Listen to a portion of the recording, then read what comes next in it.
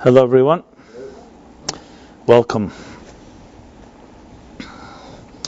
Nothing as whole, nothing as complete as a broken heart is an expression attributed to some of the Chassidic masters. Some say Menachem Mendel of Kotsk, and it goes with a full saying. The full saying goes like this: there's nothing as straight as a crooked ladder, nothing as crooked as a straight lie, nothing as complete as a broken heart, and nothing as broken as a haughty spirit.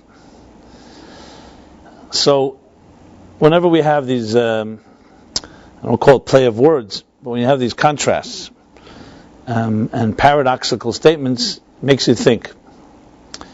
Because usually we identify completeness, wholeness with the wholesomeness, fullness, and so on. So I remember, I always have this vision every time I'm in Jerusalem. If you go down from the Rova, which is called the Jewish Quarter, you go down the steps to the wall, to the Wailing Wall, the Western Wall, the Kotel, as they call it. So it's an interesting sight, especially on Fridays, but the truth is any day, because of course it's a Temple Mount. So as you climb down the steps, you see the Temple Mount, and you see the glorious golden dome of the mosque.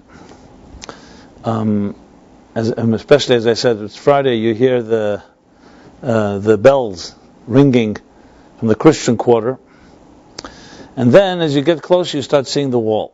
And I always think of the contrast between this beautiful piece of architecture called the Alaska. What's the name of the mosque? The Dome of the Rock, they call it.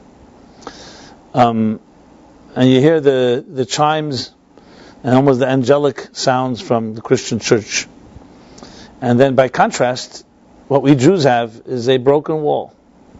Literally. The wall itself, all it is a raw, broken wall with jagged stones. And when you read a little about it, you know this is just the outer wall, one wall remaining from a temple that stood almost 2,000 years ago. It's not even the wall of the temple, it's the wall of the outer courtyard.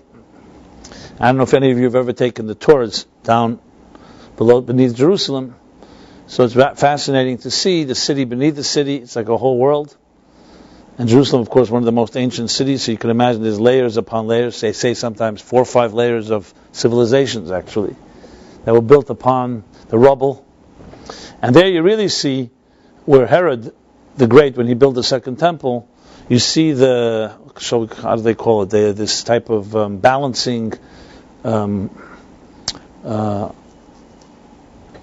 fortress, a foundation that he built into the mountain. Because how do you build a building on a mountain that it should stay stable?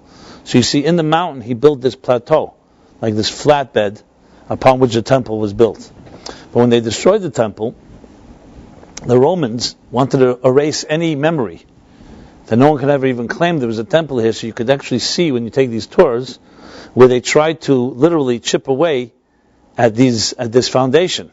Problem is, it was so well built into the mountain, it was impossible to do. So you see actually sections where they try to chip it away, but they couldn't do it. So the temple was destroyed above, and below, the foundation remained. And what we have from the wall is maybe 10% of what actually was there.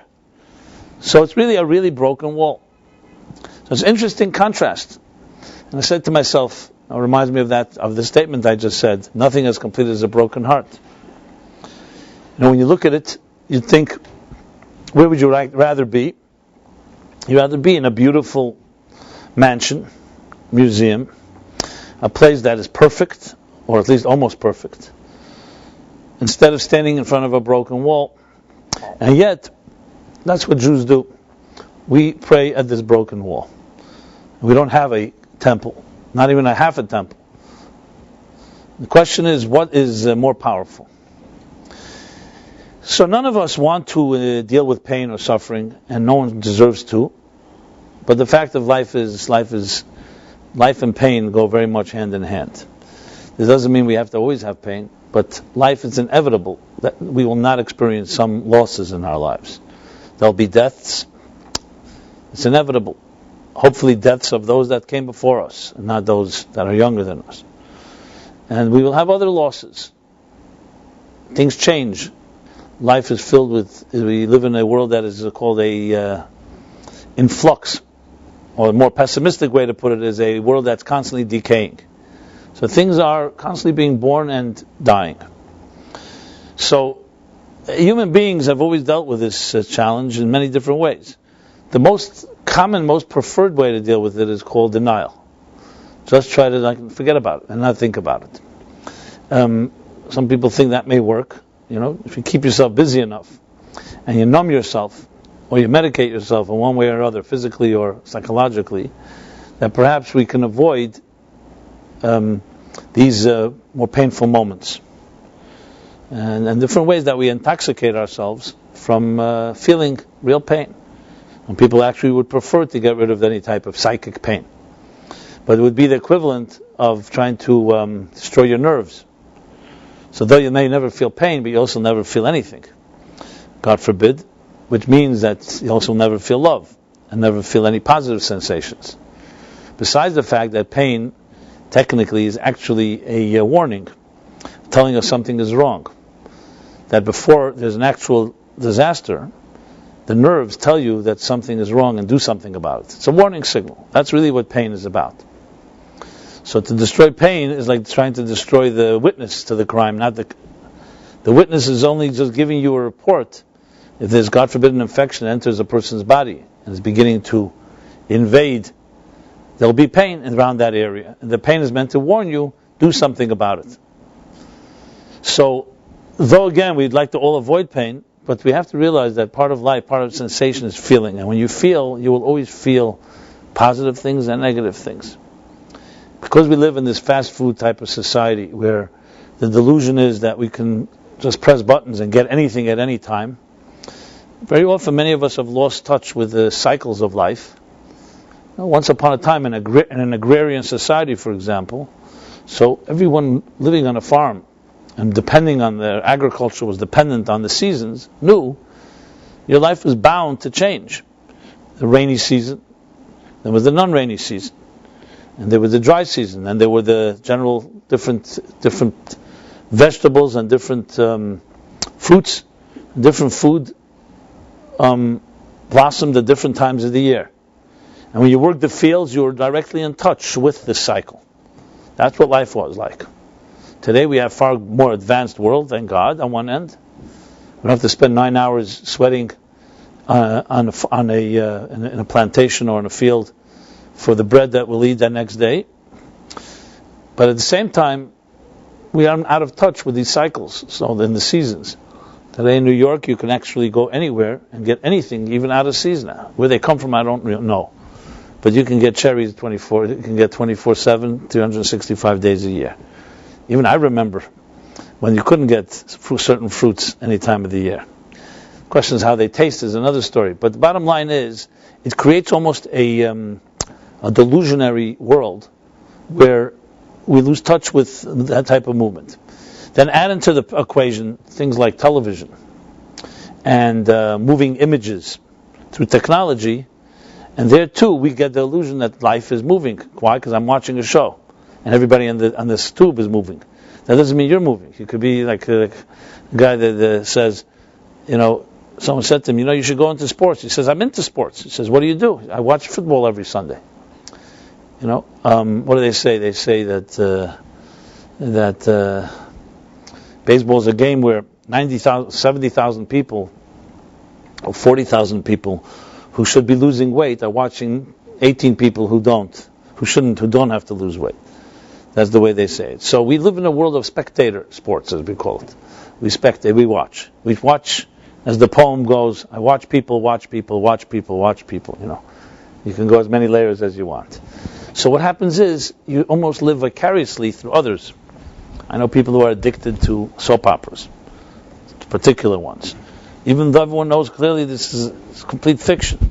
But it becomes the life, and you live through it, and it reminds you of things, and it becomes morals, and so on. I'm not saying it isn't good entertainment, and at times even lessons can be learned, but if it replaces the movement of your own life, you know that there's some type of, some distortion going on. And then, of course, we also live in times of peace, thank God. When we had to literally fight for values. because there was an enemy wanting to take away those values from us, you're in touch with what you believe in. It was crystallized. Today, if you ask most young people, what are you ready to fight for? What are you ready to die for? The word is a foreign one. I don't mean physically die, but you would be ready to die for. Most people will either talk about the Boston Red Sox or the Yankees or some sports team, or about some video game. That's the closest they know about life and death. And that's a blessing, but like any blessing is a double-edged sword. It also means that we tend to lose sight or have a lack of crystallization. What do you really stand for? What would happen that would cause you to allow not accept something? Is everything goes or not? And that's becomes very numbed and dulled. The lines are blurred when we don't have a contrast of here's something that you want and here's what you can't have. I'm not here to go into fire and brimstone. It's not my style. A social commentary or satire of all the maladies and the ills of our times. I really just identify forces that shape us. These forces shape us. So when we have to deal with things like pain, real pain, and I would submit that in our times it's far more jolting, because it's so easy to live in the world of illusion, where the only pain you see is what you see on the screen or you see in a book. And today we also have everything is magnified and amplified by the internet. So today, every expose, every confession, every scandal is broadcast immediately. So everybody knows everything, what's going on. Which, in many ways, also numbs us further, because in a way we say, you know what, everybody's miserable. It's not so bad. When not everybody was on display, you had to deal with your own issues, and you had a few people you can talk to. Today, there's also almost like a misery loves company type of mentality, where again, does not compel you to have to deal with real challenges. But the fact is, whether we like it or not, we cannot escape challenge. All the stuff I just mentioned are all at best escapes, and at best some type of perhaps denial, some way to avoid issues. Fact is, every one of us is going to face something that's going to be a challenge to us. And if the more you obviously escape, the less muscles you have that you've exercised to deal with real life situations. I witness closely relationships. Again, I'm a positive guy, so I don't like to talk negatively. But when you look at relationships, from a Torah point of view, if you want to take the litmus test of what is a healthy society versus unhealthy, you look at really two things: relationships and children. I once asked a sociologist who comes to this class once in a while, I said, so what's the criteria today of a healthy society, of a developed society? She said to me, there's a list. The list goes like this. It's per capita income, the level of health care, the standard of living, a few other things of that quality. Mostly economic, and the comforts and obviously longevity, medicine, things like that. So I said, based on that, what do you think about our society? He says, well, based on that, it's the most developed society ever. All those criteria, we are up there higher than any generation before us. And then he asked me, obviously my question was really loaded, meant to set up what I wanted to say with him was, and he said to me, so what do you think? And I said, well, from a Torah point of view, the health of a society is measured by two things: relationships, meaning personal relationships, marriage, romantic relationships I'm referring to, and children. And you look at their welfare and the status of relationships, that's how you define a society. So he laughed and said, well, based on that, we may be one of the worst societies. That's arguable, because no one was there in the previous generations, and there isn't enough documentation. But regardless, it's an interesting contrast of how a professional sociologist would define a society and how Judaism would define one. I'm not here to make the case. You can make a decision how you want to define your society. And when you look around at relationships, at state of marriage, at fidelity, at love, lasting, it's quite, what can I say, quite bankrupt, one can say. Besides the rates of divorce, and that's just technical divorce. How many people are together simply, just technically, not emotionally together? And you look at children, it's a sorry state of affairs. And children is even more profound because children are the future. Every child is born pure. And then we thrust into this world, and we're shaped by adults. So you can imagine the blind leading the blind. Jaded adults, corrupt adults, are going to create corrupt children. That's how it works. As much as we'd like to hide the fact and just say, I wish our children are pure, but where are they going to get this purity from? They are influenced by the environment around them. So, bottom line, what I want to say is that in addition to the challenge in general, how does one deal with pain and challenge and suffering and so on, we have an additional problem that we live also in a distorted world of how we deal with feelings. Many of us rather not deal with feelings, or we'd like to deal with it on a very, let's call it superficial level. We don't want to dig too deep, because it may be too painful. And especially if a person has been hurt. The natural inclination is to avoid confrontation, to avoid being hurt again. It's like you see people, for example, you have a wound somewhere that's been multiple wounds in a certain area. They learn to avoid that area. You ever have like a toothache, you start chewing on the other side. So imagine psychological wounds like that. How many things are we avoiding because it's just too painful to go there? The reason all this is important is because I can suggest many interventions of how to deal with challenges in life, but it's more than just a suggestion. You have to also know who you are and how you see life. For a person whose nerves are very much alive, and are not afraid of vulnerability, and not afraid of being hurt, not afraid of feelings, I should say.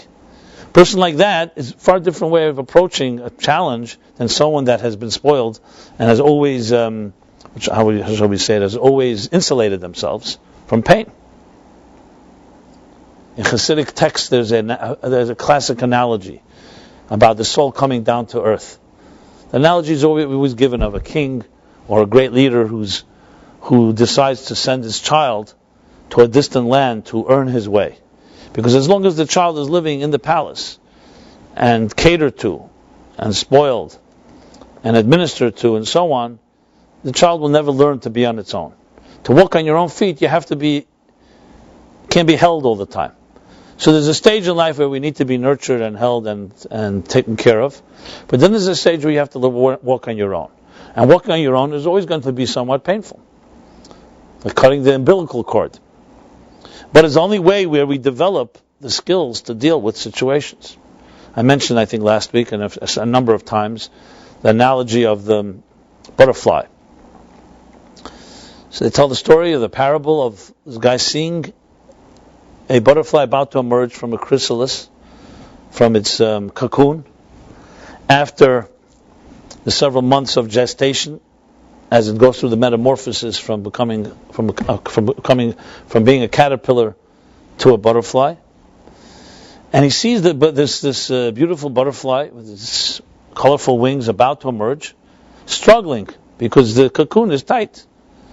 So it struggles.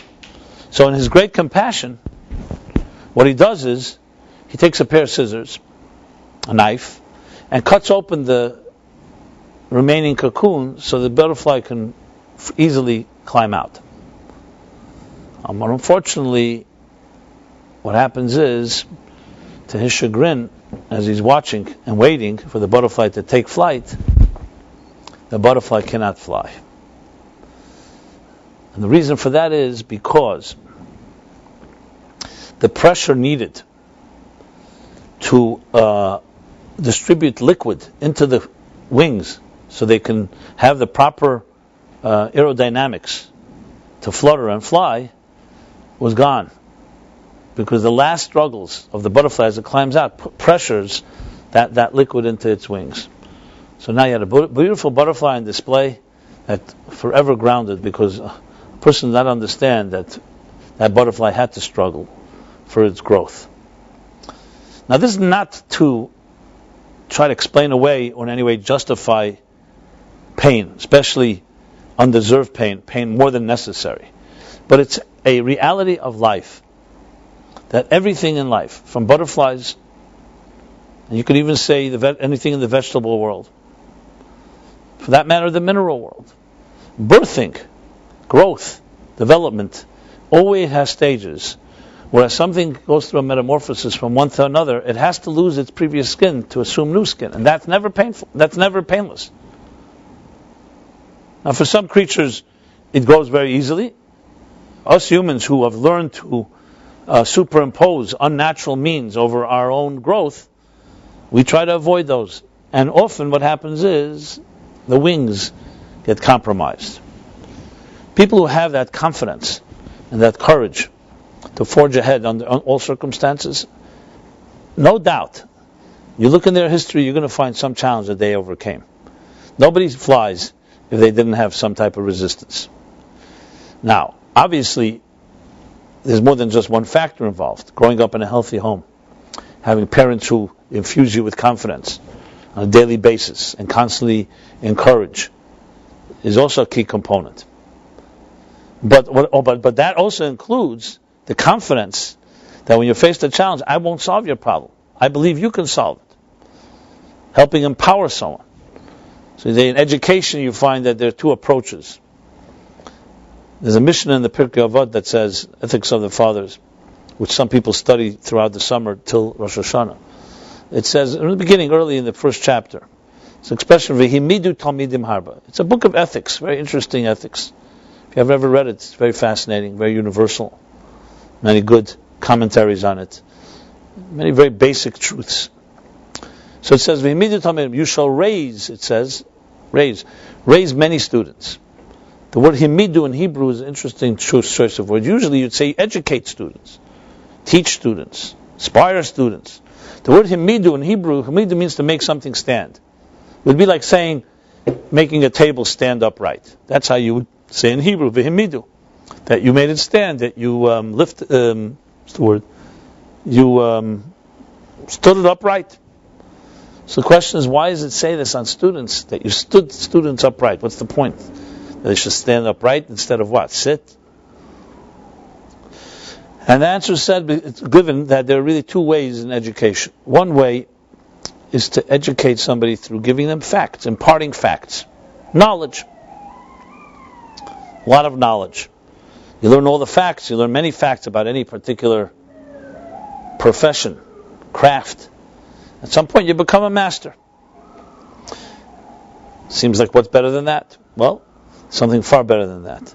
There's another education we'll call touching methodology. You don't just teach facts and information, you teach someone a way to think. So when it comes to facts, someone can become a walking encyclopedia, but they won't know how to solve any problem that's not an encyclopedia. Or if their teacher is not there, they won't know what to do with imagination. They won't know how to apply. If methodology is taught, even if you don't know all the facts, even if you know less facts than the other fellow, but you have a method. So when you face a situation, you don't need to call your teacher. You're standing on your own feet. That's what it says. Don't just educate the students, make them stand on their own feet. So a similar statement made in one of the chapters in the Torah talks about the lighting of the menorah. So it says that Aaron, the high priest, when he lit the menorah, Ba'aloischa, the word is Ba'aloisches haneros. When you will what? When you will raise the flames. Again, a seemingly odd choice of words. Should have said when you will kindle the flames, when you will light the flames. Since when do you raise flames? What is raise? You raise children. Actually, interesting expression, raising children maybe also. So Rashi comments, why does it say, it should have said Ba'aloischa in Hebrew means to kindle. Why does it say Ba'aloischa to raise? Can you check if this is... So he answers, because the high priest had to wait. It wasn't just enough. That's because it's red. So it's going to die. It's going to die in a moment. No. Just want to keep it. That the high priest, when he lit the menorah, so you know when a candle is lit, when a flame is lit, it takes a split second for it to catch. He had to wait until it rose on its own. That's the expression. Shalheves oilem eleo in Hebrew means that the flame rose on its own. That means he had to wait. And couldn't just jump to the next flame and then go back if it burned out. So obvious question is, why is that so important? Same reason. Lighting a menorah is metaphorical and is symbolic, which is why it's so important in Judaism. Lighting, we light menorahs, Hanukkah, Shabbos candles, holiday candles, even in the negative for a yahrzeit, Yizkor, and so on. A flame is symbolic of the soul. Ner Hashem, the flame of God, is the soul of a human being. That's what it says in the book of Proverbs. As such, lighting a flame is symbolic of education, symbolic of inspiration. That when you touch somebody, don't just give them fuel. Don't just give them information and facts. Give them tools to stand on their own. The ultimate compliment to a great teacher is that you teach students to become teachers in their own right. That they have the methodology, which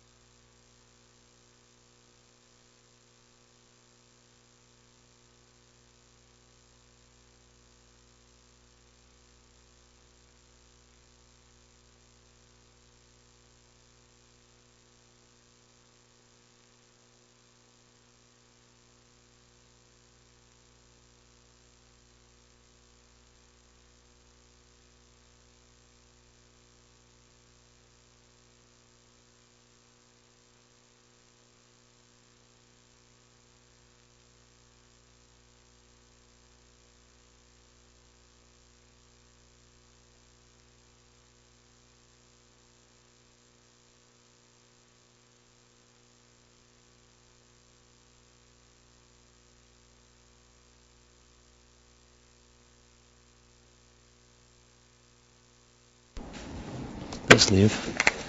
Mistake. Okay. So the battery is an example of something that doesn't rise on its own. I'm just saying it for the internet audience. To rise on, that's the greatest thing one could do. The Talmud says, for that reason, Teferes Keinim B'nei Banim, it says, that the beauty of the grandfather, or the beauty of the sages, is their grandchildren. It's 3 generations. Because when you have children, okay, it's shown that you can succeed to have a child. But when your child has a child, you've established something that has eternal perpetuation. Something that has the power to perpetuate things further. And education, of course, that's a key thing. This goes, of course, as an aside, the Jewish people have mastered that. That's why we're here. So it's one thing, you can be the most powerful person. And while you're there and alive and kicking, you can affect many, many people. Question is, once you're gone, have you left any students that can become teachers? So this is a critical component in life, in teaching people to rise on their own, is the ability that they have to be able to struggle. Great teachers are people who not only tell you what they need to tell you, they also don't tell you what they shouldn't be telling you.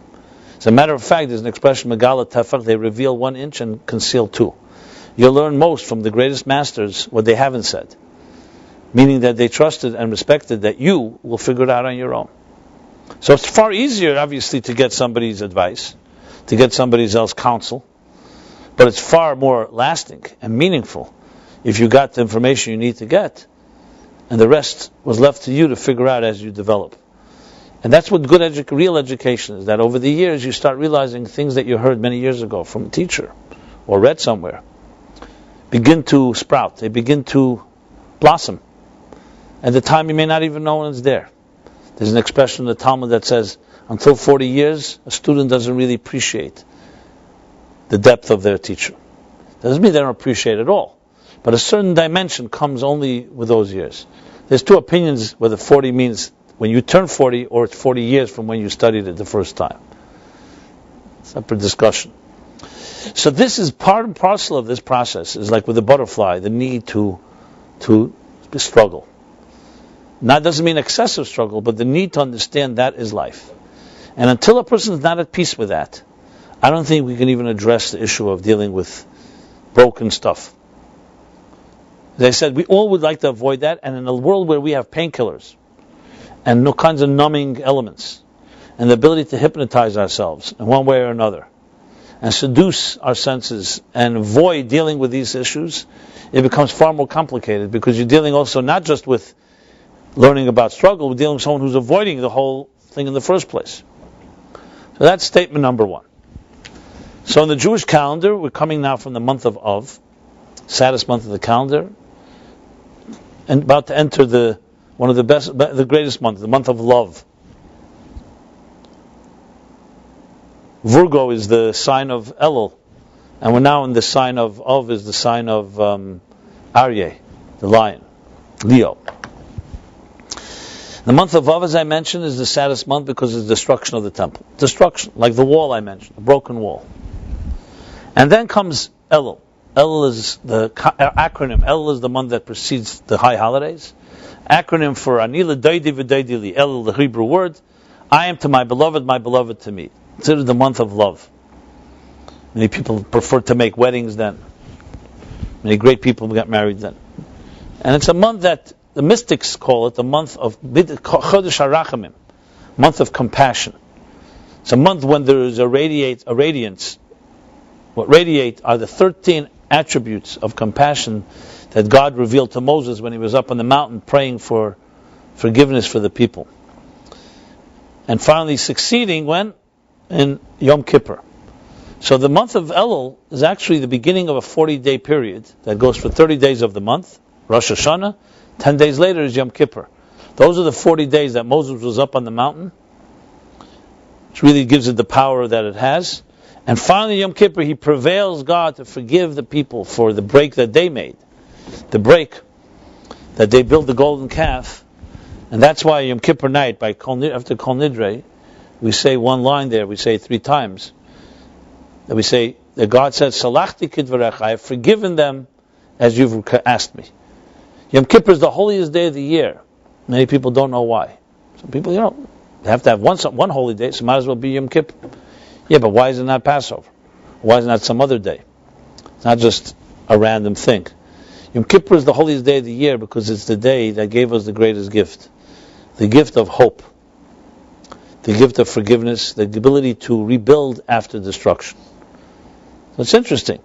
It took Moses to receive the Torah 40 days and 40 nights from Shavuos, the holiday of Shavuot, which comes after Passover, 49 days after Passover. But it took him 80 days to receive hope. Because when things are going well, okay, it's far harder to rebuild after something is broken than to build it in the first place. But when you do rebuild it after it's broken, it's far more powerful. There's a law which I think exists also in our American constitutional law. But in Judaism, the law goes, it's called Shtar Sheyatzel of Ir. A contract that was challenged, that was disputed, and then it's upheld in a court of law. That contract cannot be challenged again. In other words, the challenge caused it to become more powerful. As long as it's not been challenged, you can always challenge it. Could always be questioned. Once it's been upheld, it cannot be questioned. It's the idea of appeals. So we have Court of Appeals, 1 appeal, 2 appeals, 3 appeals. There's a limit. Supreme Court, at some point you can't appeal forever because it's called Ein L'Davar Sov, there'd be no end. An example that when something is challenged and it withstands the challenge, it becomes far stronger. Or as Hemingway put it, ironically, that life breaks all people, some are stronger in the broken places. He clearly was not one of those some. As you know his story, the end of his life. But the statement is true. It brings me back to the Kotzker Rebbe's line before Hemingway. So, pulling rank, I don't know if Hemingway got it from the Kotzker Rebbe, but it's a different term. Kotzker Rebbe says, the Chassidic aphorism I mentioned before, there's nothing as complete as a broken heart. Which really requires some explanation. Based on what I've said till now, you could say, okay, a break can bring completion. But to say nothing as complete as a broken heart is far more than just saying that through my cracks, or through the things I've lost, or through my disappointments, I've grown. That we see all the time. You see it in many different ways. But nothing as complete as a broken heart is a far stronger statement. It's saying that nothing is complete. Meaning a complete heart, or a total joy, is never as complete as a broken heart. Never. That means like you need the broken heart. What is the meaning of this? Now, we have to define broken heart. There's ways to define. There's a broken heart and there's a broken heart. Let's use another example. I used the example of harmony, peace of mind. Most of us would consider having inner peace as a great blessing. In Hebrew, there's an actual word for it. You should have menuchas hanefesh and menuchas haguf. It means that your spirit should be at peace and your body should be at peace. It means a life that is not subject to upheaval, a certain inner calm, harmony, tranquility. You can use many different synonyms, words. So when we think in terms of what's the absence of peace, most of us think is anxiety. A chaotic life, disturbances, things that are that throw us, that are not consistent. So there's an interesting statement in the Talmud, a seemingly contradictory statement. In one place it says that the 6 millennia of history are like the 6 days of the week, and the 7th millennia is compared to Shabbos, that the world will come at some point to Messianic times, and it's used the word Yom Shekulei Shabbos u'Menucha l'Chai Olamim, to the day when there will be Shabbos and Menucha, peace and harmony, forever and ever. Then there's a statement that says tzaddikim, righteous people, and in some places it says Talmidei Chacham, scholars, Ein lahem menucha, do not have peace, not in this world and not in the world to come. And it brings a verse from the book of Psalms, Yelchu mechayil el chayil, they shall go from strength to strength, Yirah el Elokim b'tzion, which implies a constant journey. The same word used, one says Yom Shekulei Shabbos Menucha, one with continuous, perpetual peace, and one says no peace. And they're both talking about also the world to come, which means the future. So which one is it? And the answer given, the answer I'm presenting here, is that there's two meanings in the word lack of peace. For many of us, lack of peace, absence of peace, is, as I said, anxiety, which is a negative state. So when you say Talmidei Chachamim, tzaddikim, righteous people, scholars, will not have peace, what is that saying? They're going to have anxiety? Is that a blessing? However, there's another meaning in lack of peace. There could be a lack of peace, it has nothing to do with anxiety or anything negative. It's a restlessness and an angst that drives you to continuously want more. So how is that reconciled with the other statement that there will be continuous peace? The answer is very simple. They'll be at peace with not having any peace. How's that? They'll be at peace with the fact that they don't want to have a retirement village where you do nothing the rest of your existence. They're at peace. For them, the greatest type of peace and harmony is knowing that there's always more to conquer. But that should not be confused with negative anxiety, which is demoralizing and weakens us. This is the sign of a healthy person that's alive. What's a cardiogram? Not a flat line, God forbid. That's death. It's a wave, constant movement, peaks and valleys. We breathe, we exhale, we inhale. Our hearts contract and expand. You never want that to stop. So if someone says, is your heart at peace or not at peace? They say, it's at peace with not being at peace. That's what makes it healthy. Is your breath at peace or not at peace? So if you talk about peace as an anxiety, the opposite of that is flat line. Nothing. No movement. But in this case, we're talking about not anxiety, but angst, a healthy restlessness, like a flame, like the soul, a flickering flame that's always restless, wants more. So the difference between angst and anxiety is, angst is healthy, that a person should feel not satisfied and driven to grow. Anxiety is when it's overwhelming and it begins to demoralize you and weakens you, doesn't get you to move. The same is true when it comes to a broken heart. There are two types of broken hearts. There's a broken heart, like the anxiety, that's a negative type. Someone broke your heart. Someone betrayed you, abandoned. All those big words that broke your heart. Someone you trusted abused the trust in a very unfair, unjust way. And it breaks your heart. That's one way. Another type of broken heart is completely different. Coming from, not from a betrayal or something negative. It breaks your heart that you love something so much. It breaks your heart simply that you love it. It's not a broken negative thing. It's like being a complete experience. Some people, they look at their children, their grandchildren, and their heart breaks. Not because a sad event, just by the beauty of what they're experiencing. It's a humility. It's a sense of awe. It's like standing in front of something unbelievably awesome, beautiful sight, and just crying for no apparent reason. Do you ever cry? For nothing, no loss, no sadness. It's a type of existential tears. That is a broken heart that's very healthy. So that's a person that feels. That's a person that's sensitive.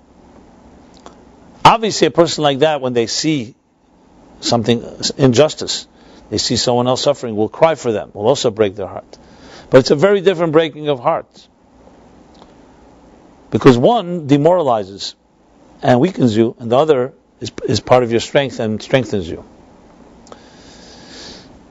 The line that I mentioned, nothing as complete as a broken heart, actually refers to both. We shall soon discuss. But the statement is very clear when you're talking about someone who really experiences something. Someone that can listen to a song 100 times and cry. That breaks their heart. Not because it's reminding them of some loss, necessarily, or reminding them of some type of destruction. It's just the mere experience that you feel almost like blessed to live. You feel the humility of whatever was given to you, and it breaks your heart. Now, if what I'm saying is completely cryptic and you've never experienced it, so maybe I'm delusional. But I hope I'm trying to convey something. I hope some of you have experienced this type of broken heart. This type of broken heart is one of the healthiest things you can have, and there's nothing as complete as it. Because you know why? It's a complete experience. If you love somebody and it doesn't break your heart, I'm not talking about, again, the negative. Positive, it's not real love. It's a love that's conditional. It means that you're completely in it, you're vulnerable, and it can break your heart every second. And you can miss someone even while you're with them. That's how deep the love is. Now, many of us don't experience this, not because we can't, because we don't allow ourselves, because we're afraid, because of the other broken heart that was far more familiar to us. The one that comes from the negative stuff.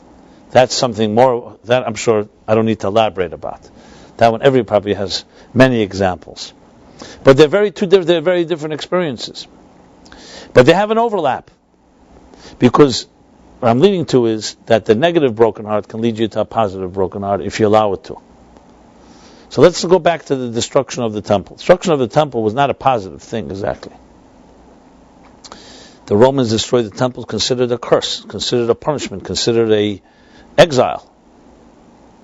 It changed the whole face and landscape of Jewish life forever, until the future that we believe in the days of Messiah. Came for negative reasons. It says that the temple was destroyed, the second temple especially, because of baseless hatred. It wasn't even the Romans that did it. They did it technically, but they had the power to do it because the Jewish people had baseless hatred for each other. Can you imagine? We're not talking now 21st century. Back then, they had a land, they had a temple, they had everything, all the blessings, but they took it for granted. They ended up hating each other, disliking each other, divisiveness. These things are not positives. In a way, it was like, yes, they came to a temple, the holy temple, they prayed there. It had the Holy of Holies, it had all the elements. I mean, some say that the Holy Ark wasn't there any longer in the last years of the Second Temple. But regardless, it was a holy experience. But what was missing? What was missing was their hearts were not broken in a positive way. They became haughty, they became arrogant. It's like someone who has a lot of blessings. God blesses you with everything, and your heart is not broken. You feel that you earned it. You feel you deserve it. You become filled with yourself. You forget that you have to cry at times. I'm talking about healthy tears. It didn't break their hearts any longer. So there's a very powerful Haftarah we read 2 weeks ago, the Shabbos before Tisha B'Av. It's actually horrendous Haftarah, if I should say, where God says, I don't want to have, I'll just read you a few lines. Very, very, very harsh words there.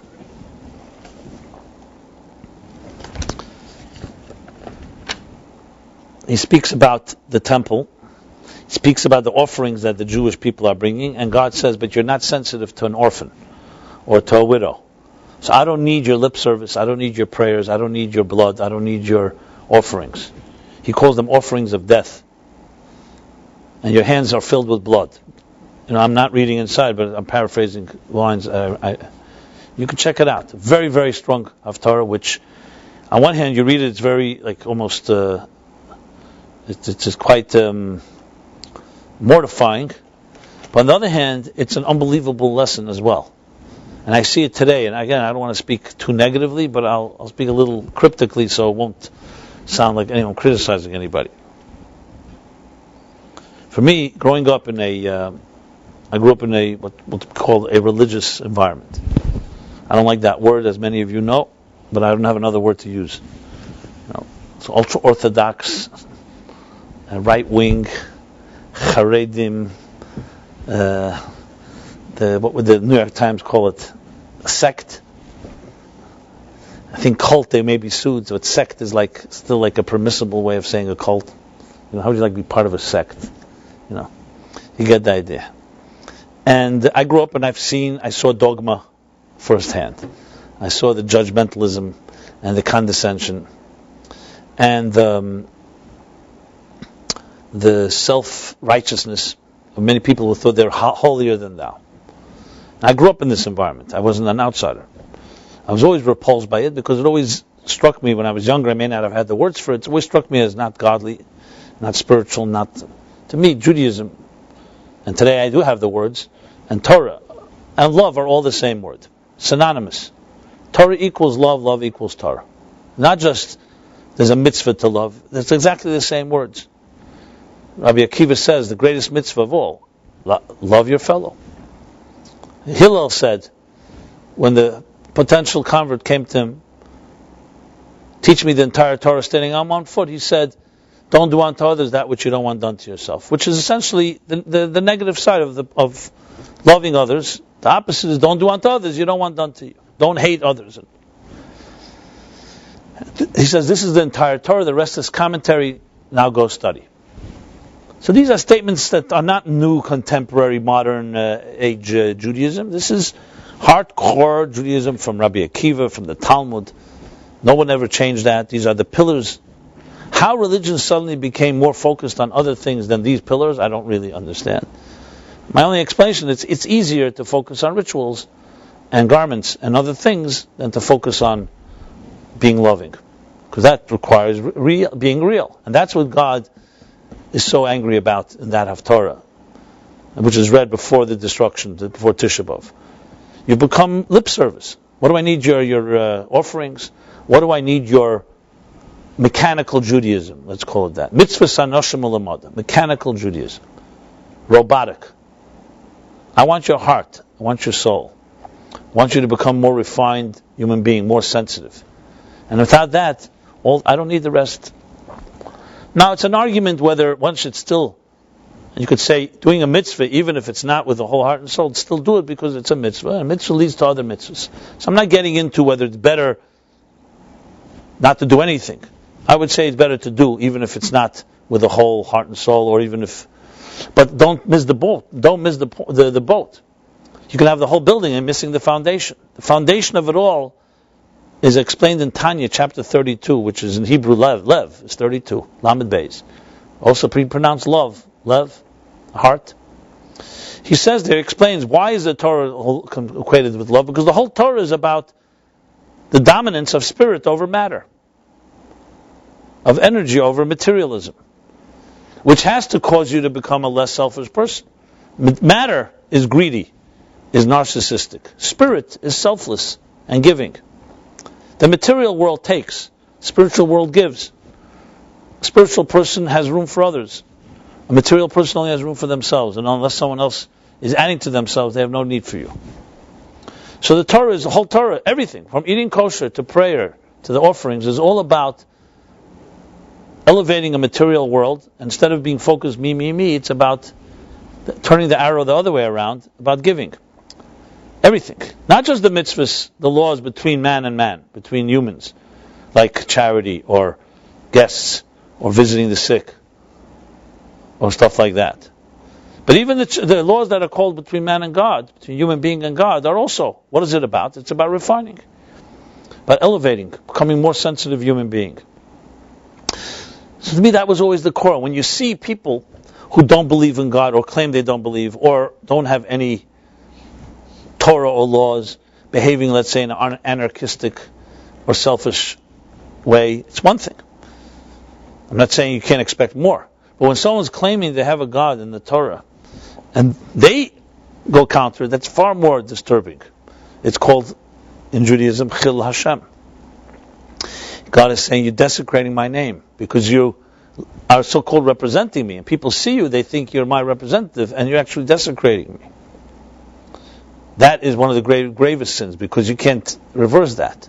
It's not so easy. You can do tshuva for your mistakes, but you can't do tshuva for impressions you made to others. Like they say, like about Lashon Hara, when you speak negatively about someone else.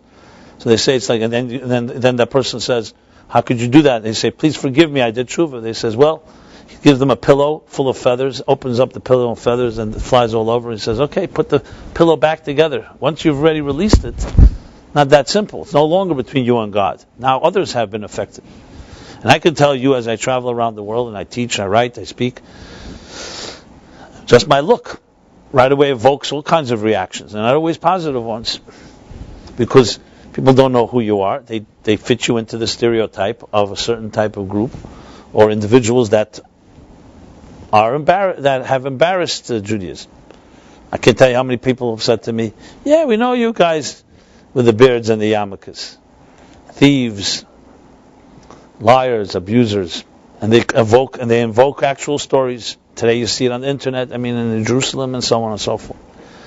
So a lot of these is mostly not just embarrassing, it's actually destructive, because the damage done, so finally when I say, get a word out edgewise, especially if I'm speaking to non-captive audience, hostile audience, even if I'm able to get something across, number one, it's an uphill battle, because I have to undo all this damage.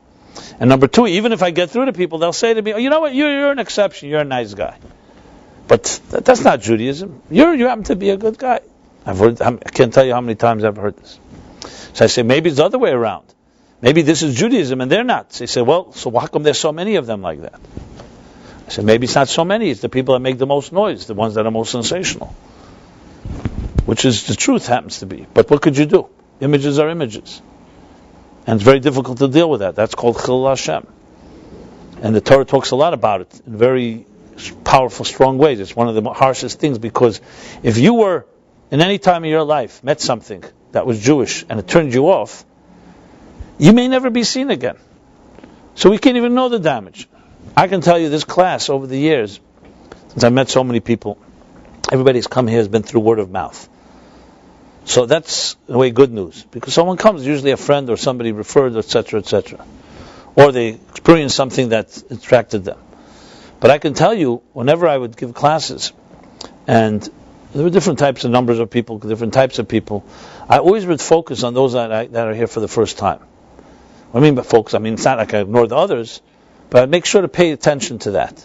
Not personally, but try to address things, give more introductions and so on. Because I always felt that you never know when a person comes, if you say the wrong word, or they may have so many negative impressions, this may be the last time they'll ever expose themselves to something that is Jewish.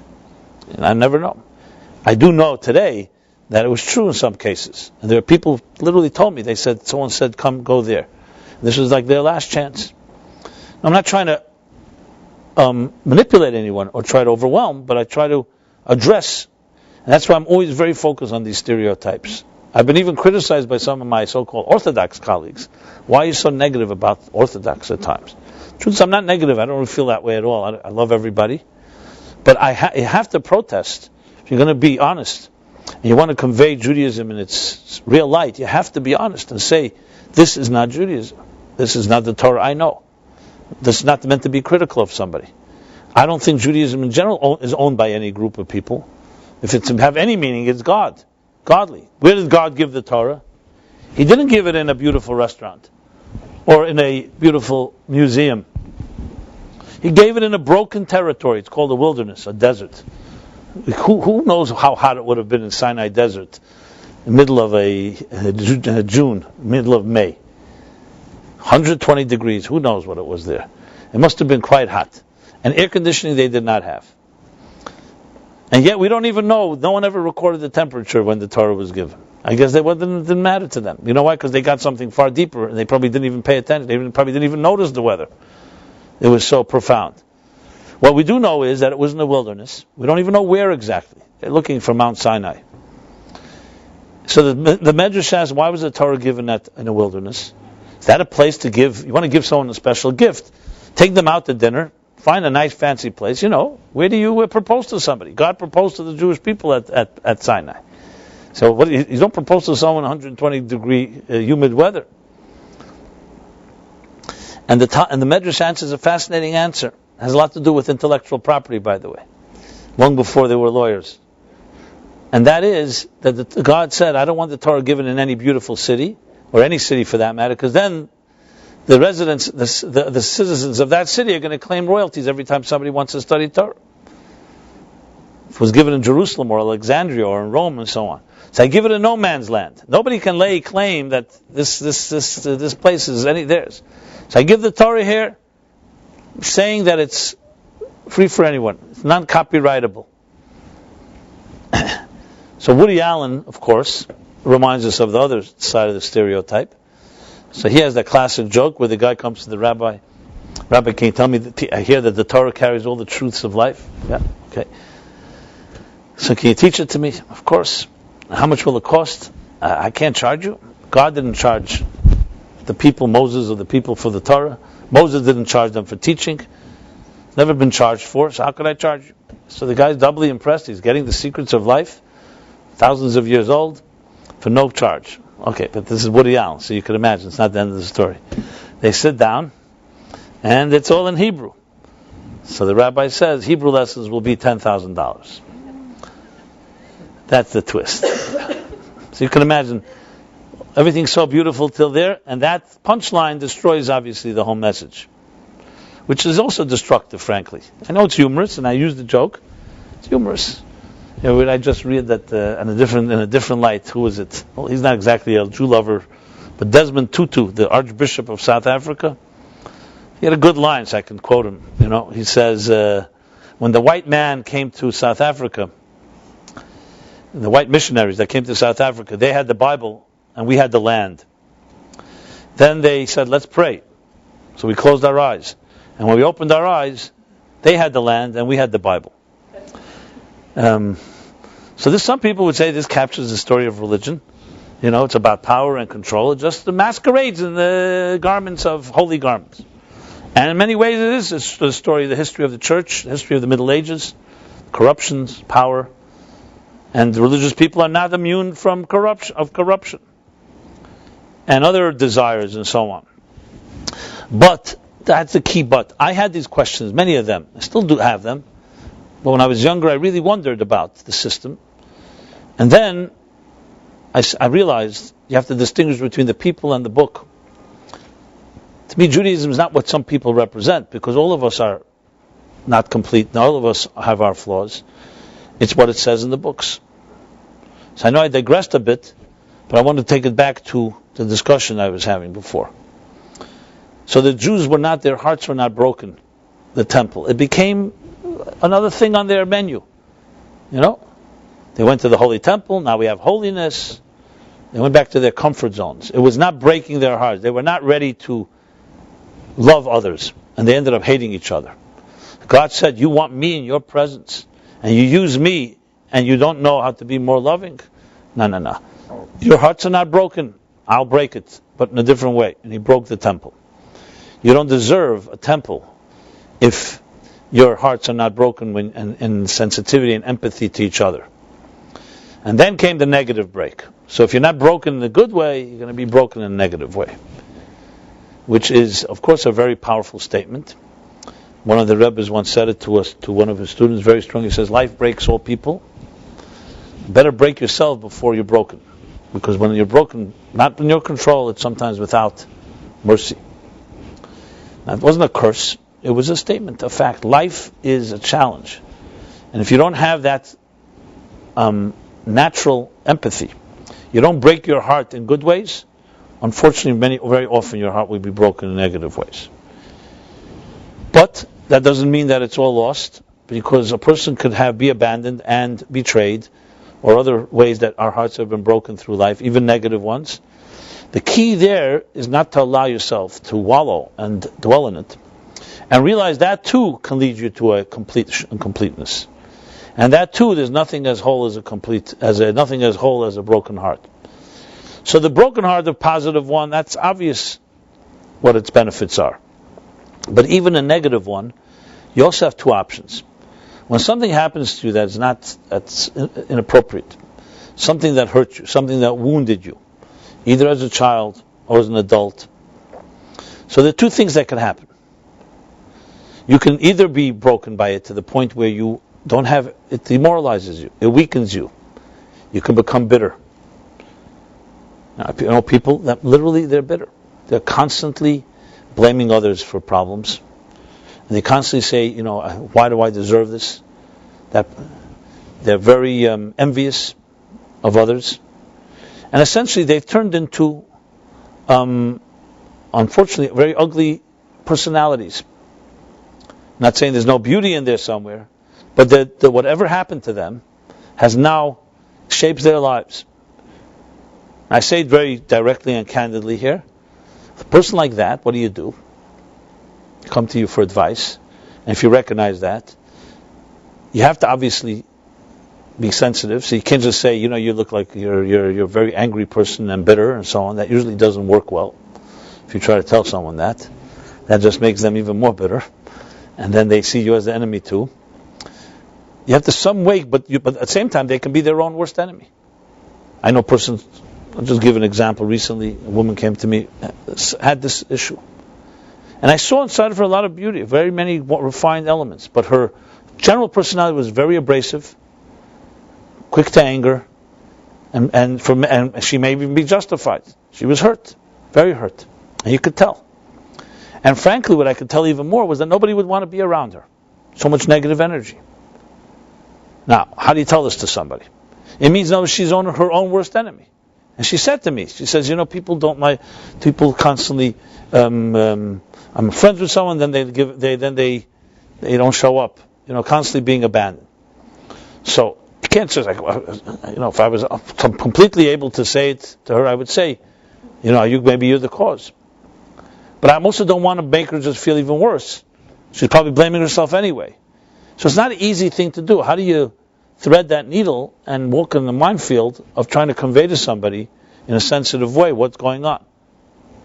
So one of the tricks of the trade, if I may say so, is to talk about somebody else when you're really talking about them. So it's much easier to hear it. Like I mentioned last week, I plagiarized it. I stole this idea from the Baal Shem Tov, if you can say that. I don't think he minds, so it's all right. And that is the expression he brings, that there's an expression in the Talmud that when you'll come up to the heavenly court, they will judge you consciously and unconsciously. And ask the question, what does that mean? So he says, they will ask you, if someone does so, so, and so, what would you suggest? And then you make the suggestion. They say, okay, that's what we shall do to you. Being that it's a true world, you have to say the truth. So they don't say you did this. They say, if this and this happened, what would you suggest? So it's a good way sometimes to deflect an issue by talking about it more theoretically. I'm not going through all the ways of how you communicate. My point that I want to make is, that's what happens to people who have been broken. What happens is, they become more broken. And now the collateral damage is far worse than the initial break. It's like anything. You say the silence is worse than the rape. The cover-up is worse than the initial crime. That fact that somebody's been hurt, obviously that was an injustice. A parent that abused their child, or consistently so. Any type of dysfunctionality, any type of betrayal. Parenting children is unique. Often when it comes to two adults, it takes two to tango, so it's usually not 100% one person, 0% another. There are exceptions. So there's usually two. But let's even say a situation, just for argument's sake, someone who really was hurt by someone else, they did nothing to deserve it. So yes, you could take the whole thing and just let it destroy your life. I'm bitter, I'm angry, I want that person punished. Some people are obsessed with that. And their whole real estate, their mind and heart, is occupied by that other person. And you try to say to them, you know what? It's bad enough that they hurt you. Not only that, now you're letting it control the rest of your life too, even when you're outside of there, out of the field of range of fire. So it's not. I'm not going into the whole process. It's obviously not easy to get someone out of that angry, bitter, negative energy mode. But I'm just demonstrating that it's very possible that's where you fall into. And now you are also to blame. You're not to blame for the initial thing that happened, but you're to blame that you're allowing it to destroy you. So the challenge is, how do you get out of that? So this period in time, which acknowledges the break of, tells you that no break is just a break on its own. Even if it was unjust, and even if you were not deserving of it, at the end of the day, after the fact, you can become a greater person. And what you need to do is dig deeper and find within yourself deeper resources to come to the healthy type of a broken heart, to come to realize that the break that happened was not a positive one, the cause. But now that I'm in that state, how can I turn this into a deeper type of, sensitivity, empathy, knowledge, awareness? And you'll see people who've done that. I've seen people who suffered terribly. Some people, and they go then at some point they get over their bitterness, or maybe they don't get over it, but they definitely don't let it control their lives, and they turn their anger into a positive thing. Here you have these two women who wrote a classic book in the world of healing, especially from sex abuse, Courage to Heal. If you ever heard of this book, if you haven't, maybe it's good as well. It's very, very, raw book. It's very difficult to read, but it's an extremely classic book, necessary for people that have gone through real sexual abuse. These two women are very wounded. They say it very openly, talk about their lives, but they turned their pain and wrote about it in a way that has helped, I know, thousands, if not millions of people. Because they wrote things that no one ever would write, only they could write. Because they're the only ones that went through this. Now, I don't envy them, and I'm not suggesting that they definitely didn't. But they took a break that was negative, and they turned it into a positive break, because they taught people, what do you do when you're broken? Leonard Cohen. Even though this sounds funny, but some say, he popularized depression. He almost allowed you to talk about it, because he showed a person that went through his difficulties. Many people who respond to his lyrics, I personally know him. I've seen a certain raw honesty that you don't see in people who have not gone through such darkness, and taken it to become a force that's also helped many. Just giving some examples. So this does not take away from the pain. It does not take away from the fact that you did not deserve that break, but it's about channeling it. So the destruction of the temple was a negative break, but bottom line is it led to far greater strength that we would never have achieved. It didn't come for good reasons. It came from hatred. It came from bad things. But the Jews did not allow the destruction of the temple to make them even more bitter. On the contrary, they turned it into a day, Tisha B'Av. We cry on this day, and we build deeper resolve to change this world for the better. There's that story they tell about this particularly very vicious Nazi who to torture his victims. So he was about to shoot a Jew. A little helpless Jew, weak, really dying from hunger almost, as it was. And the Jew asks him, before you kill me, do you mind if I say something? Go ahead. And he begins to whisper. a prayer. He says, what are you saying? He says, I'm thanking my God before I leave this world. You're thanking your God. You dirty Jew. Miserable Jew, I'm about to kill you. Where's your God here? What do you mean you're thanking your God? He says, I'm thanking my God that He didn't create me like you. So, I don't know if the story is, I've never corroborated it from a source. Obviously, the Jew is not alive any longer. But I think about the story. It's a tremendous story in many ways. The Jews suffered horribly in the Holocaust. There are many reasons to be extremely bitter and angry at God as well, and deservedly so. And we have our arguments with God. That's how we are. But what the real Jewish approach is, we're not taking out our anger in becoming suicide bombers and bombing German cafes.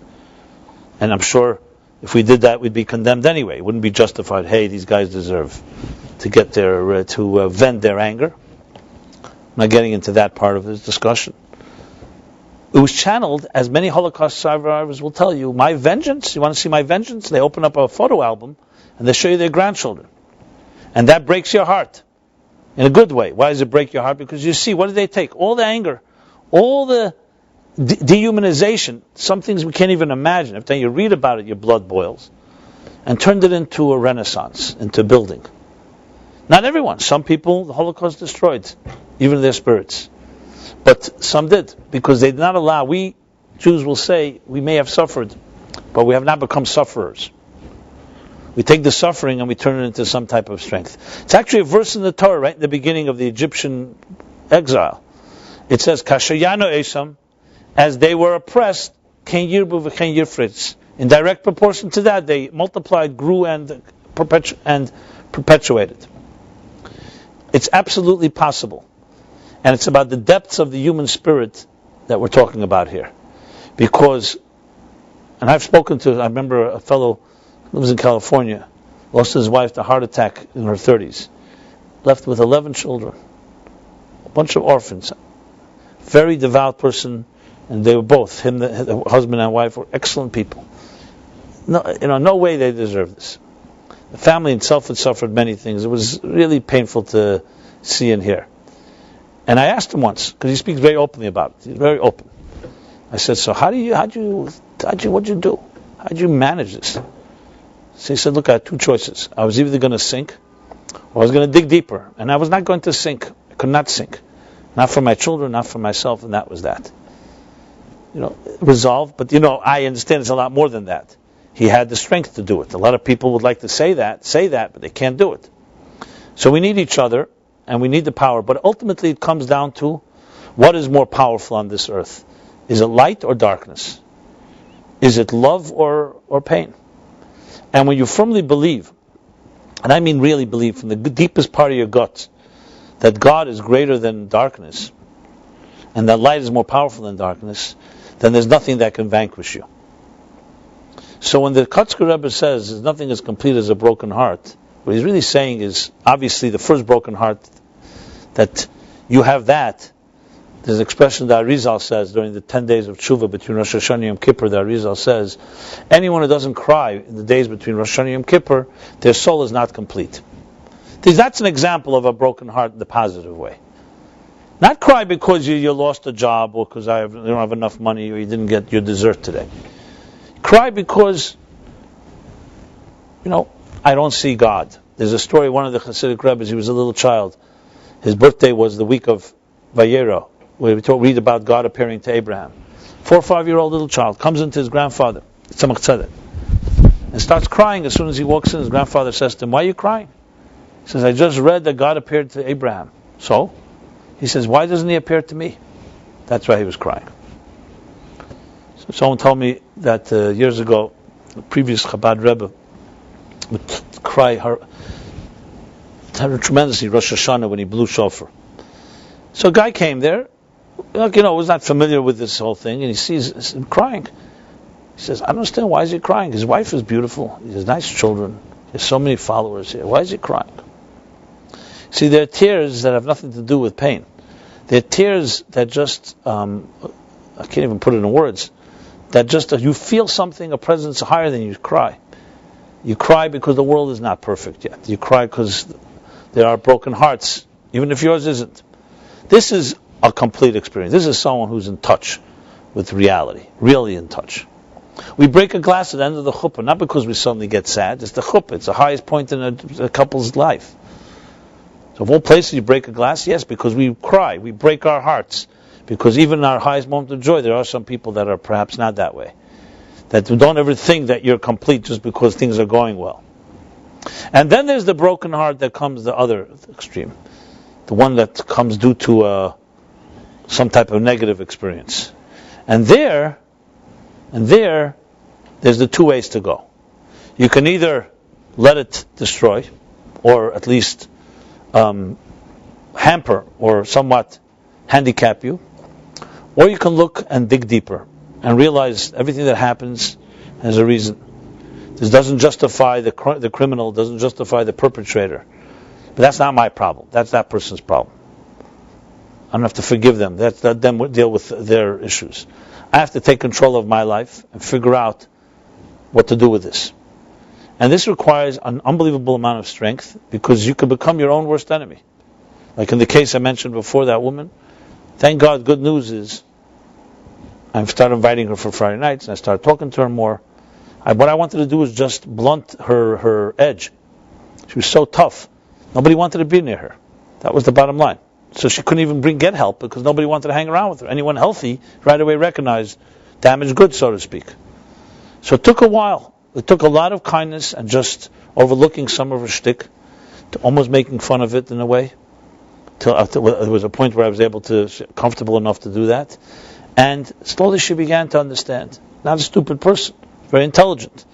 But she had developed these knives, like these razors, to everything. That who wants to be around such a person after a while? She was very pleasant the first time, second time, but then when you started hanging around, you started seeing a very needy and very clingy and a very unhealthy person. But I didn't see her as unhealthy. I saw her unhealthy tools. It's a big difference between being you're unhealthy or your tools are unhealthy. And slowly it's changed. It's not yet completely out of the woods, but there is always hope in these situations. So the second half of the picture, nothing as complete as a broken heart. I would say even the negative broken heart, even that which can demoralize and can come from a very bad place, there's also nothing as complete as that. As Leonard Cohen sings, the cracks in life, forget your perfect offering, is the cracks in life that let the light in. There's no cracks, no light can get in. We live in a world that is cracked. There's no way it's a complete, perfect world. But we also can live in this delusional life where things are going well, we're riding high, and we ignore everything else. That's where you have the opportunity not to be that way.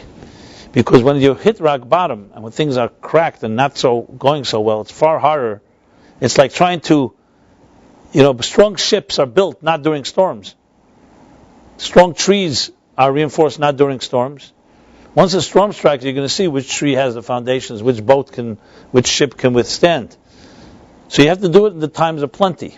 When things are going well, that's when you have to have a broken heart. You have to wait for it to be broken by something. But that, my friends, of course, is the hardest thing of all. Because when things are going well, we take it for granted. There's always tomorrow. Why should I deal with it? But that's where the Ezu Chacham Hareyas Hanel, they say. The wise person is the one that sees the birthing, sees the future. You have to anticipate. You have to realize that there will be a crack in every person's life. Far better to prepare for it and do what has to be done. Be a sensitive and kind person. And don't be filled with yourself. Like I said, nothing as broken as a haughty spirit. Because when you're filled with your own self, then at that moment there may everything be nice and sweet, but you're very vulnerable, because at any given moment something cracks, you won't have what to do. You won't know how to handle it. So, as we go from the month of Av, yesterday was the full moon. Was it yesterday? 2 days ago, I think. Right? The full moon of Av. So the Arizal, the holy Arizal, Rabbi Isaac Luria, the great mystic of Tzfat, says that the Talmud, the Mishnah says there were no greater holidays than what? Than the 15th of Av and Yom Kippur. So Yom Kippur, we all understand, is such a great holiday. What about the 15th of Av? Because the 15th of Av is the full moon after Tisha B'Av. It's the fullness that comes after something broken. And there's nothing as complete as a broken heart. So even though there's a full moon 12 months a year, or 13 months in a leap year, the fullest one is in this month. Because it came after a break. Yom Kippur also came after a break. That's why it's such a holy day. The break of the building of the golden calf. And 80 days, 40 and 40 days. Moses received the Torah, was up on the mountain for 40 days. They build the calf, which begins the 3 weeks. Sad period. That concludes with Tisha B'Av. He goes back up on the mountain on the 17th of Tammuz, which was a fast day, when the temple was breached, the temple walls, Jerusalem was breached, rather. He comes down on the 1st of Elul, and he's unsuccessful, and he goes up a third time, 40 days. And then he comes down 40 days later, Yom Kippur. So Yom Kippur and the 15th of Av are the same idea. Completeness after something that's broken. And those are the holiest days of the year, the most powerful days. Because they teach you that, first of all, something that doesn't kill you makes you stronger. And secondly, it teaches you can't be killed. In a negative way, they say, in the healing world, they say that damaged people are very dangerous because they know they can survive. Well, in a positive way, someone that's broken is not dangerous but also extremely powerful because they know they can survive anything.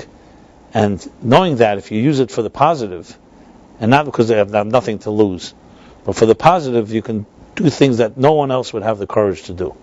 Because people who've seen the abyss, people who've seen pain, in a way, if you use it right, that pain can't destroy me any longer.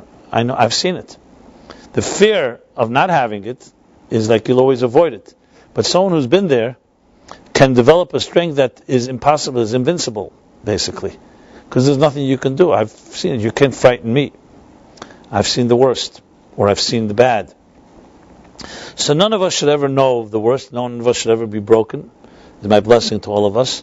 However, break ourselves before we're broken is always the best solution. And that really comes down to a sensitivity. I mentioned this story, I believe. If not, I'll mention it now. This fellow that came to see me a few years ago. He comes around once in a while here to the class. And he came to me, I remember, sweetest guy, one of the sweetest guys I've ever met. Extremely intelligent, but a deep sadness, which I didn't really know why. I mean, you could always speculate, but I didn't want to speculate. And then he shared with me a bit. He said, I have everything in this world. My father is a billionaire, and one that's also known. I have anything I need. I never lacked anything, from childhood till this day. I have an unlimited budget. I can go anywhere in the world. I can buy anything. Do whatever I want. And I have no life. I live, the way he put it, is in a gilded cage. He said, the bars are across the whole earth. I can go anywhere on earth, but I can't escape. He says, because I'm in prison within. And the way he put it, he says, I'm emasculated, or castrated, I forgot the right word, but maybe both. And he said, what do? I'm not going to give up my gifts and just go live like a pauper somewhere. I don't think I can do that. What do? And it was like really sweetest guy, as I said.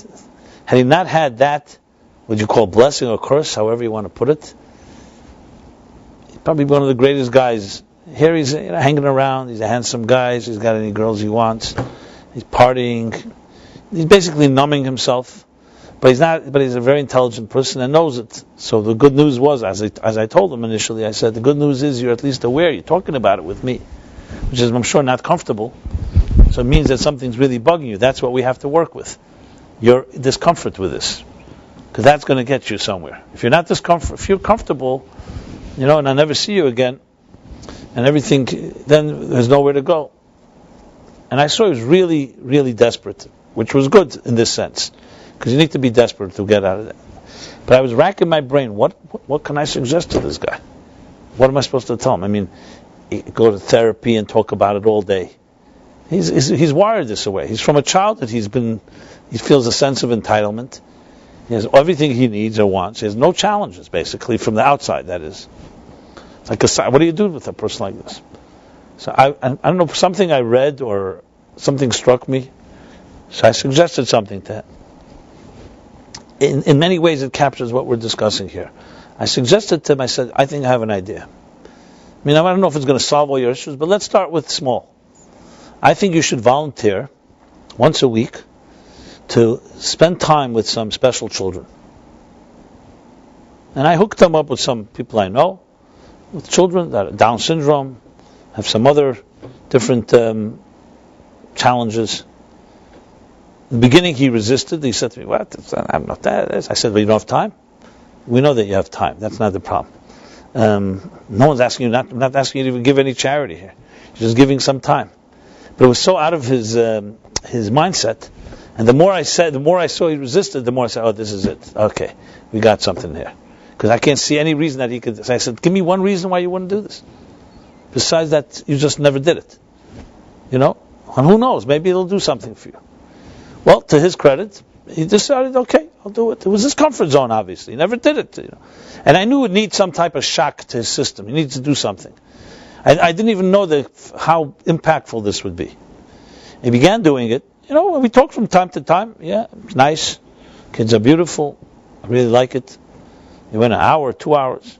Next thing I know, he's telling me he's going 3 times a week. Next thing I know, he's doing it every day. And now he's already starting to he wants to build a whole institution because he sees all the flaws in the way it's done. He has the money for he can do whatever he wants. The man has changed completely. He is now ready to get married to the right person. He's changed completely because his heart was broken by it in a good way. He started walking with children who, a completely different world than his. Didn't have all the privileges, and children that taught him what love is. He told me there's some of these Down syndrome children, all of them, they say, have unbelievable amount of love. They don't have the same so-called defenses and all the shtick that so-called the normal ones, so to speak. I know it sounds weird, but that's how it is. And and you learn a lot of love.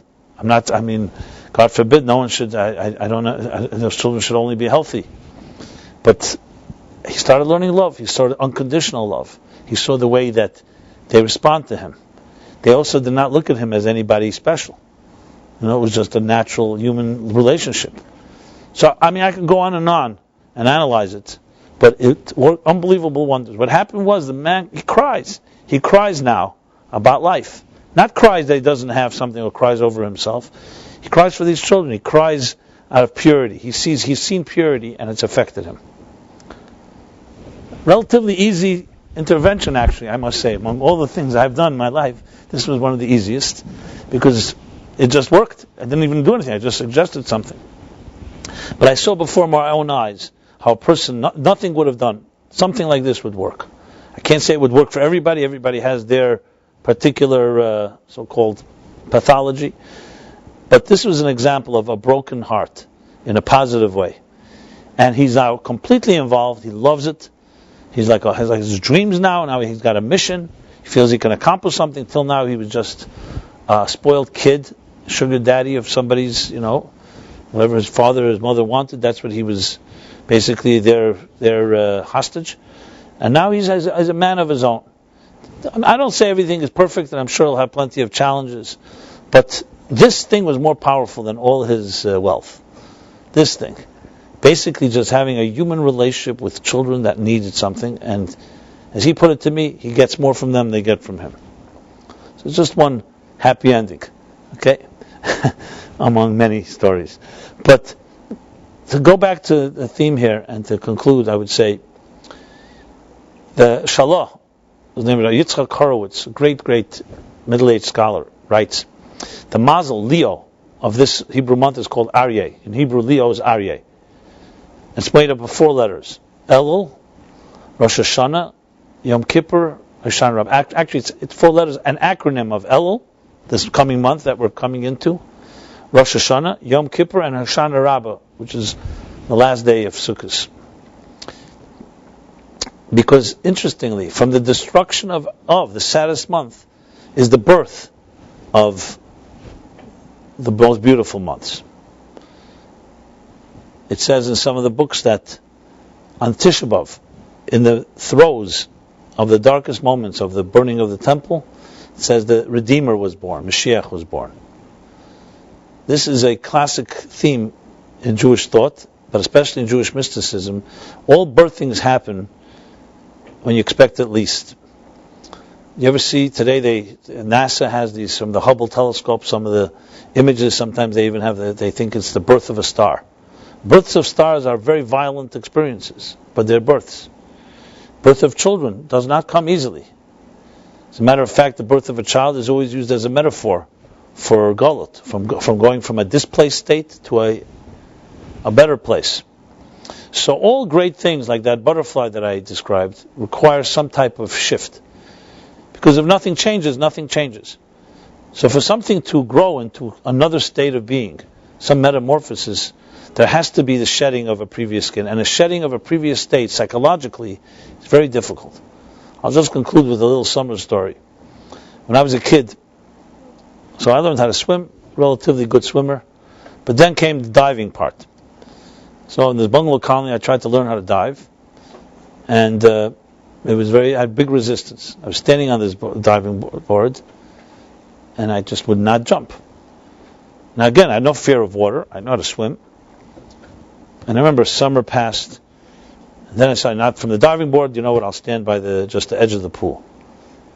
And you start to count, 1, 2, 3, 4, you count 10, then you count another 10, and another summer passed. You get the idea. Ultimate procrastination and fear. Of course, the more time passed, the more fear I had. I know it sounds weird, but maybe it's not so weird. So finally I decided, I remember, I'll sit at the edge of the pool, I'll sit, and I'll just drop myself in. And that was, what was I afraid of? My stomach was split open. What do they call this? The belly flop, or whatever. Well, to my luck, thank God, a good friend of mine decided to sneak up behind me and just pushed me in one of these times, and I learned how to dive. I realized nothing happened. I learned how to dive, and I became a pretty good diver too, different types of dives and so on. And I always wondered, what was this ridiculous resistance? As I said, I wasn't afraid of water. I was in water all the time. So what's the big thing? You dive. I just came up with this little theory. I thought to myself like this. Some type of unconscious fear of a situation you have no control over. Standing on the ground, we all know how to stand on the ground. If you're a swimmer, you've been in the water, you know how to be in the water. But there's a split second when you're not on the ground and not in the water.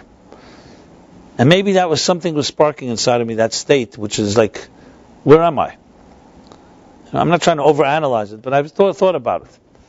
And I think that's one of the greatest challenges in life, to make change. It's not that you can imagine yourself there, and you can imagine yourself here. But that in-between state where I'm not here, it's almost like a limbo. That's where the fear is. And that's what real change is. If it's going to be real change, it has to have an element of letting go of something. Or else you just have the past in a new package. And that's where it becomes difficult, especially psychologically, obviously. We all understand climbing a ladder, you go one step and then you go the next step. Great. The problem is when you're blinded, you don't see the next step, or you're not really sure. You have to give something up, but you can't get the next thing until you give this up, so you want to have both. You want to be safe. There's no way in many areas. Some situations, fine, if you can do that.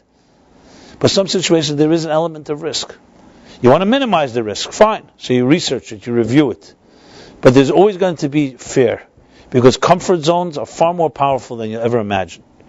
I've always tried to, if you could turn it into a mathematical equation, how much so-called pressure per inch is the comfort zone? I have no idea. I would just say it's tremendous. You just see from how hard it's for it to get out of it. Status quo. How powerful is the status quo? And it doesn't look powerful. That's why it's so powerful. Because there's status quo, okay. It's my habit. But try to break it, and you tell me how hard it is. So you don't see its power until you try to get out of it. Any habit is like that. Any routine. Try to get something new into your routine. Look how difficult it is. So I think we underestimate sometimes our status quos and comfort zones. We think, one thing, I'll start something new. Try it out and see how long it lasts. For children, or you get entering something new and you do it right, then it's one thing. It's at the beginning. But once you're in the middle of the merry-go-round, you're in the roller coaster of life. We have our regimens. You have time to brush your teeth tomorrow morning because you do it every day. Someone will tell you, do something else. They'll take 30 seconds. It's not your routine. It doesn't fit in, so you don't have room for it suddenly. It's not like you really don't have. Your mind doesn't have room for it. So a critical thing, which is my final suggestion here, that's called breaking something. But it's a positive break. You're not breaking a negative. You're breaking your heart. You're breaking your routine. You're breaking your natural tendency. So a good suggestion is take something, whatever it is, and just try to do something different out of the routine, a little better. It could be in charity. It can be in your studies. It could be a class. Something that breaks the routine for the good. I don't mean to stop something that's good. But do it in a way that it's going to hurt. What I mean hurt is that it has to be that it breaks something. If it doesn't, then it's just the word for it, indulging yourself. It has to be something that is different. And you'll be surprised what kind of effect that has. It doesn't have to be dramatic. It's just something, a positive break. I do something this way, I'm going to do it a little differently or more. Getting out of that comfort zone has tremendous, tremendous benefits. And that, I think, is the ultimate meaning of a broken heart. Nothing is complete. It's about the breaking of your routines. Breaking your heart is this way, so much and so much love. Why don't you try to do something that's different? They say there's 3 types of love. You love somebody, they ask you to do something, even if it's uncomfortable, inconvenient, you do it. Then there's a love where you don't wait for them to ask. If they hint to it, you also do it. But the deepest love is, there's no hint, there's no request, you anticipate, what would my beloved enjoy? And there's no expectations. You're doing it completely out of the goodness of your own heart. That's called breaking yourself, because you're not doing it for any particular response, you're not responding. You just said one day, you know what, I'm going to do something for somebody that no one's expecting. I don't need reward. That's called breaking your heart in a positive way. You've taken your heart that could be very good and kind all the way, and doing something you wouldn't have done naturally. Try it out. It's an interesting exercise. Guaranteed that it will open up other things, because everything is like that. Change breeds change. A positive break in something always leads to other positive breaks. And obviously, status quo usually gets more intensified as you continue to settle in, and every habit gets stronger as you keep doing it. So that's my final suggestion here, and it's not out of context. The 15th of Av, it says in the Talmud, is when the nights begin to get longer. It's when the summer begins to move to the next season, in Israel primarily, I guess, but on the Western Hemisphere as well. So the nights get a little longer. As a result, it says, since the night is a conducive time for study, so we begin to, Yosef Chaim Al Chayev, it's a big time to begin to study more. Begin to use. And night is not usually considered the bright light. Night is more of a broken time. It's a quiet time. It's a sleep time. It's a time sometimes of despondency, of isolation, loneliness. Night is usually symbolic of not always the positive, but you can turn that too. If you're like a night bird, some of us are, you can turn it into a positive by using your solitude, the quiet time, for something additional. And this includes using technology. Maybe send out an email to somebody, a kind little word to your list or to whoever you have, no one expecting it. Not on the regimen, not on the routine. There's many ways to do what I suggested here. Above all, I want to bless everybody that the little cracks, we should have the least amount of cracks and breaks, but the ones we have should be turned into great pathways of tremendous light into our own lives and love, to our lives, our relationships, other people, and you have more power than you think you have. That's what I'd like to finally conclude with. So thank you very much, everyone.